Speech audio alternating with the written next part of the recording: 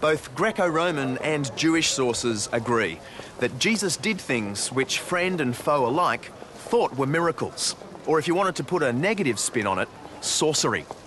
But one of our sources puts it in more neutral terms. Our first century Jewish friend Josephus says that Jesus performed paradoxa erga, baffling deeds. And it's a good thing the trail has led us to Cambridge, because tucked away in the library of St John's College is an important Latin manuscript of the Josephus masterpiece, Antiquities of the Jews.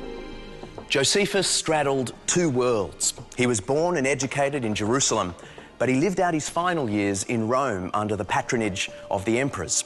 And it was there in Rome, in the second half of the first century, that he penned his magnificent 20-volume History of the Jewish People.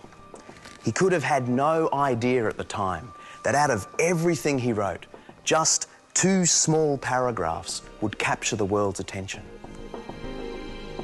At this time there appeared Jesus, a wise man, for he was a doer of baffling deeds, a teacher of people who received the truth with pleasure.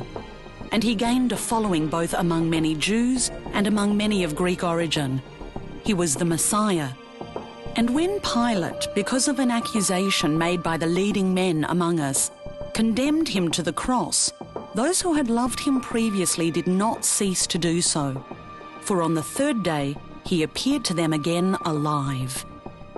If you're wondering why a Jewish historian would freely describe Jesus as the Messiah, the anointed king of the Jews, so do most scholars. It seems as though somewhere in the copying process, a rather bold scribe has tried to improve the wording to bring it into line with Christian beliefs. If Josephus did include the reference to Jesus as Messiah, risen from the dead, he almost certainly would have done so in a more neutral or perhaps even sceptical way. One manuscript actually has the words, "He was perhaps Messiah," and "it was merely reported he appeared alive to them."